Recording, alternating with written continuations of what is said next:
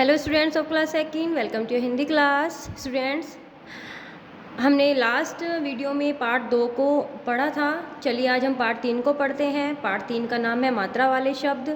वर्णमाला में आपने जो स्वर पढ़े उनके कुछ चिन्ह होते हैं, उन चिन्हों को मात्राएं कहते हैं। ये मात्राएं व्यंजनों पर लगती हैं। आपने वर्णमाला में पढ़े थे ना, स्वर व्यंजन। जो आपके स्वर होते हैं ना, उनसे मात्राएं बनती हैं। ठीक है, उनके कुछ चिन्ह होते हैं और वे चिन्ह व्यंजन पर लगते हैं, जो कि मात्राएं कहलाती हैं। देखिए, ये स्वर थे ना आपके, वे स्वर जिनकी मात्राएं लगती हैं यहाँ पर लिखे हुए हैं। आ, ई, उ, ऋषि, ए, ऐ, ओ, औ, री। ठीक है, ये री की मात्रा है। री से ऋषि होता है ना, इसलिए मैंने इसको ऋषि बोला, जैसे कि आप पहचान जाए। इसको री बोलते हैं और री की मात्रा ऐसे होती है। अ की कोई मात्रा नहीं होती। स्वर के ये चिन्ह जब व्यंजन पर लगते हैं तो उनकी ध्वनियाँ बदल जाती है।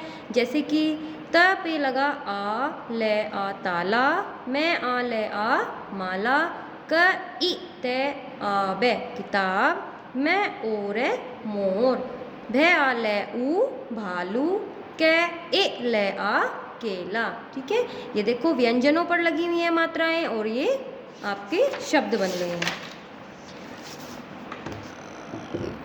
मात्रा वाले शब्द।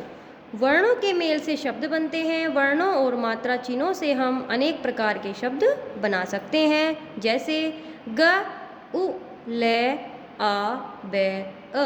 गुलाब, ये एक फूल का नाम है। ये पूरा एक शब्द बन जाता है मात्राएं लगाकर। यहाँ पर ये स्वर हैं, ये मात्राओं के चिन्ह हैं, यानी कि इन स्वरों से कैसी कैसी मात्राएं बनती है, इनके चिन्ह कैसे हैं। और ये मात्रा वाले अक्षर, यानी कि इन अक्षरों पर ये व्यंजन है ना, ये आपके व्यंजन है, इन पर ये मात्राएं लगाई गई है। उसके बाद मात्रा से बने शब्द, जैसे कि अ, इसकी कोई मात्रा नहीं होती। घ प्लस आ यानी कि घ, घर, नल, चल, जो ये बिना मात्रा वाले शब्द होते हैं, इनमें हम अ को ऐड करते हैं। ठीक है, ये हलंत लगा होता है, हलंत लगाकर हम उसमें अ को ऐड करते हैं, इनमें हमारा अ जो है वो ऐड होता है। ओके स्टूडेंट्स, यानी कि बिना मात्रा वाले शब्द।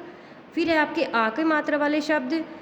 त प्लस आ प्लस ता यानी कि ताला, जय आ ले आ जाला, मैं आ ले आ माला। ई की मात्रा वाले शब्द। ह में हमने प्लस ई किया, यानी कि ही बन गया है।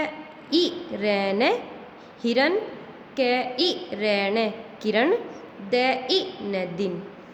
अब ई की मात्रा है, यानी कि बड़ी ई बोलते हैं इसको। ड ई प्लस डी यानी कि घड़ ई घड़ी, न द ई नदी, झ ई ल झील। अब ऊ की मात्रा यानी कि छोटे ऊ की।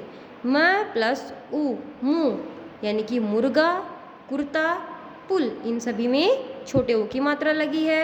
ऊ की मात्रा फ ऊ फू, फूल, धूल, रूप। इन सभी में बड़े ऊ की मात्रा लगी है। इसी प्रकार अन्य स्वरों से भी मात्रा युक्त शब्द बनेंगे। चलिए पढ़ते हैं एक बार और। स्वरों के कुछ चिन्ह होते हैं, उन्हें मात्रा कहते हैं। स्वर तथा व्यंजन के मेल से शब्द बनते हैं। अ की कोई मात्रा नहीं होती, बाकी स्वरों की मात्राएं होती हैं। स्वर के चिन्ह अर्थात मात्राएं जब व्यंजन पर लगती है तो अक्षर शब्द की ध्वनि बदल जाती है। कुछ मात्राएं व्यंजन के ऊपर, कुछ नीचे, कुछ पहले और कुछ बाद में लगती है। आइए बेटा, इसका बुकवर्क देख लेते हैं हम। मात्राएं क्या होती है? स्वरों के कुछ चिन्ह होते हैं, उन्हें मात्रा कहते हैं।